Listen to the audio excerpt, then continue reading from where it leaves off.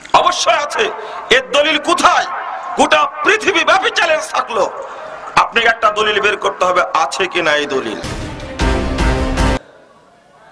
এরকম করে না নামাজে এই বুখারী খোলা আছে, তোমাদের তরজমা খোলা আছে, দেখাও কোথায় হাতটা এরকম কড়াকড়ি আছে। বুখারী শরীফে নেই, নেই, নেই, চ্যালেঞ্জ, চ্যালেঞ্জ, চ্যালেঞ্জ। মুসলিম শরীফে নেই, চ্যালেঞ্জ, চ্যালেঞ্জ, চ্যালেঞ্জ।